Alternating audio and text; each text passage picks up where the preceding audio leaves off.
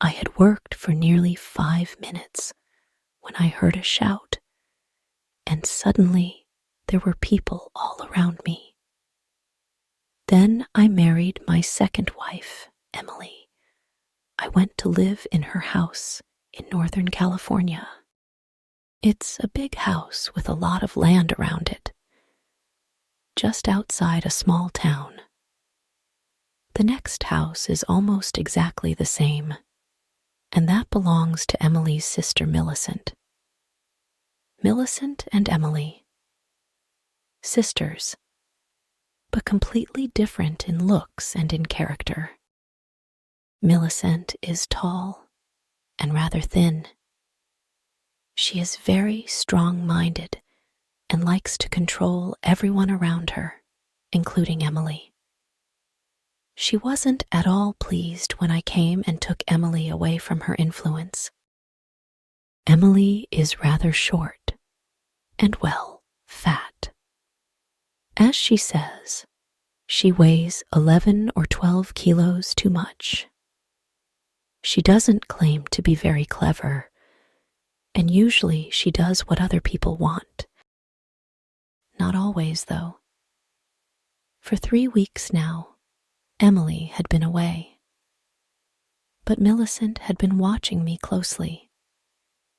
She was with me now, drinking coffee in our sitting room. The telephone rang, and I answered it. Yes? Hello, dear. This is Emily. Emily, what is your surname? Oh, really, dear. Emily, your wife. I'm sorry. You must have a wrong number. I put the telephone down. Millicent was watching me. You look as white as a sheet. You seem frightened, shocked. Who telephoned? It was a wrong number. Millicent drank some coffee. Oh, Albert, I thought I saw Emily in town yesterday, but that's not possible. Of course it's not. Emily is in San Francisco. Yes, but where in San Francisco? She didn't say. She's visiting friends. Emily doesn't have any friends in San Francisco. I know all her friends. When will she be back? She wasn't sure when it would be. I've heard, Albert, that your first wife died in a boating accident. She fell out of the boat and died in the water? I'm afraid so. She couldn't swim. And you were the only witness to the accident. I believe so. No one else ever came forward. Did she leave you any money, Albert? That's nothing to do with you, Millicent. In fact, Cynthia had $50,000 of life insurance and one sailing boat. Poor Cynthia. She had taken her boat out alone that day. I had seen the accident from the boat club and rushed out in another boat, but it was too late to save her. Millicent finished her coffee and left. When she had gone, I went for a walk through the woods behind the house.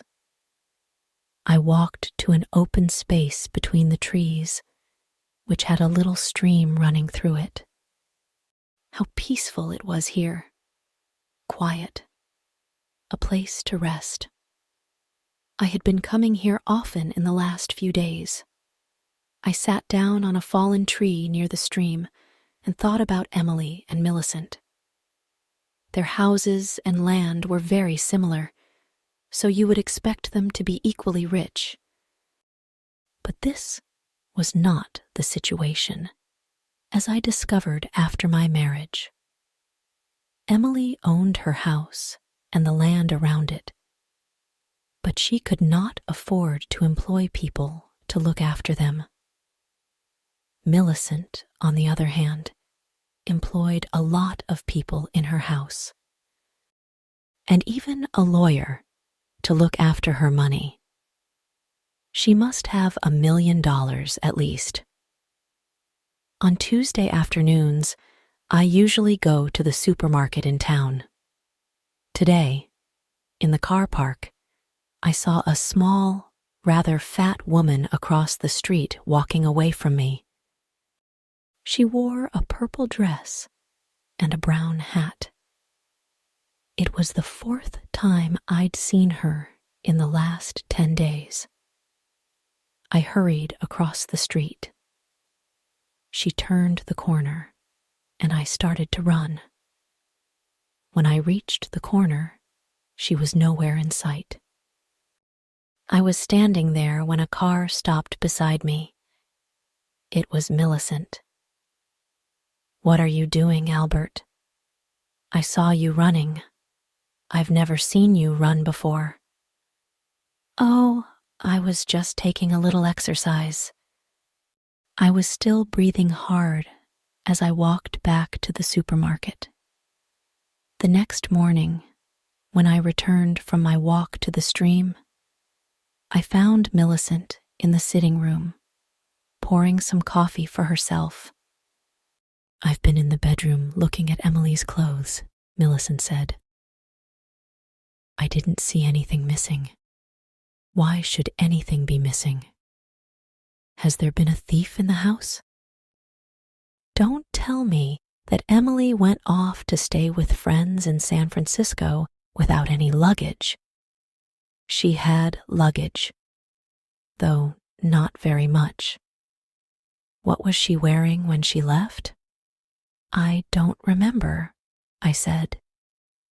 That evening, as I prepared for bed, I looked inside Emily's cupboard. What could be done with her clothes? Perhaps I should give some away. I woke up at 2 in the morning. Bright moonlight was shining on my face. I dressed and went out to the butt in the garden. I needed something for digging a hole. I chose a spade with a long handle, put it on my shoulder, and began walking towards the stream. I was nearly there when I stopped. I shook my head slowly and returned to the bus. I put the spade away and went to bed. The next morning, Millicent came to see me while I was having breakfast. She brought in the Morning Post, which had just come. It included one small blue envelope addressed to me. The writing seemed familiar. The postmark was our local town. I opened the envelope and pulled out a sheet of paper. "Dear Albert, I miss you so very much. I shall return home soon, Albert. Soon. Emily." I put the letter and the envelope into my pocket. "Well?" Millicent asked. I thought I recognized Emily's writing on the envelope. "Did she say when she'll be back?" "That is not Emily's writing. It's a letter from my aunt in Chicago." "I didn't know you had an aunt in Chicago." "Don't worry, Millicent. I do have an aunt in Chicago." That night, I was in bed, but awake, when the telephone beside my bed rang. "Hello, my sweet. This is Emily." "You are not Emily. You are someone else." "Don't be silly, Albert. Of course this is me, Emily." "You can't be Emily. I know where she is, and she couldn't telephone at this time of night." "You think you know where I am?" "No, I'm not there now. It was too uncomfortable. So I left. Albert." I got out of bed and dressed. I went downstairs to the study and made myself a drink. I drank it slowly It was nearly 1 o'clock in the morning when I went to the garden, but again, and took out the spade. This time, I went all the way to the space between the trees. I stopped beside the highest tree of all. I began taking big steps, counting at the same time. 1, 2, 3, 4. I stopped at 16. Then I began digging. I had been digging for nearly 5 minutes when I heard a shout, and suddenly there were people all around me, shining lights in my face. I recognized some of the people who worked for Millicent, including her lawyer. Now, Millicent herself stepped forward. "So, you wanted to be sure she was really dead, Albert. And the only way to do that was to return to the place where you buried her." "I am looking for old Indian knives," I said. "There's a belief that if you find one in the light of the moon, it will bring you good luck." Millicent took no notice of this. She pointed to some people I didn't know. "These are private detectives," she said. "They have been watching you 24 hours a day ever since I guessed what really happened to Emily." She pointed at a small, rather fat woman. "That's Mrs. McMillian. She was the woman in the purple dress, and she copied Emily's writing. And this is Miss Peters. She is good at copying voices, and she was the voice of Emily you heard on the telephone." There were also 2 detectives who had brought their own spades. Now they began digging in the hole which I had started. "We knew you were getting worried, Albert," said Millicent. "You almost dug her up last night, didn't you? But then you changed your mind. That was lucky, because last night I didn't have so many people to watch you. Tonight, we were ready and waiting." The detectives dug for about 15 minutes and then paused for a rest. "This ground is very hard," said one. They went on digging until the hole was 2 meters deep. "Nothing has been buried here," said the other. "The only thing we found was an old Indian knife." I smiled at Millicent. "What makes you think I buried Emily?" I left them and returned to the house. I had guessed from the beginning that Millicent was responsible for the false Emily that had appeared to me in different forms. It was all part of her plan. What had been her aim? Well, she believed that I had killed her sister. So she wanted to frighten me until I broke down and said, "Yes, yes, I killed her." I had been playing a game too. I wanted her to think I was frightened. And, of course, I wanted her to think I had buried the body in that place in the woods.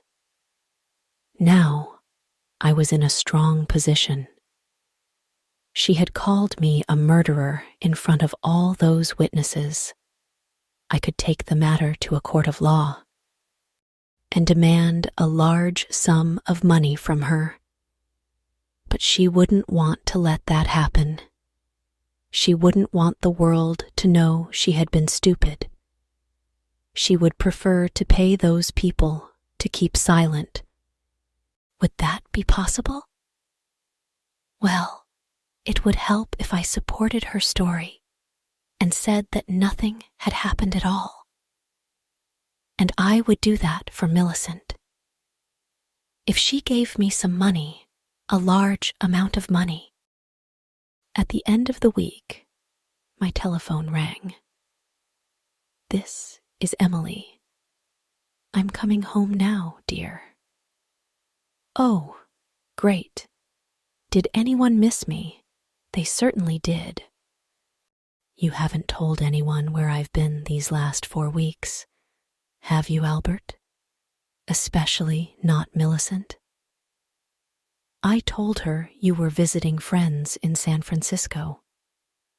Oh dear, I don't know anybody in San Francisco. Did she believe you? I don't think so. Well, I couldn't tell her I was going to a health farm to lose weight. I would be ashamed, and I wasn't sure that I would manage it. But I have, Albert. I have. I've lost 14 kilos. My figure must be as good as Cynthia's now. Well done, Emily. That's great. Why is Emily jealous of my first wife? They each have their place in my heart. Yes, but now none of my clothes will fit me. I'll have to get a lot of new clothes. Do you think we can afford it, Albert? We can now. With some help from Millicent,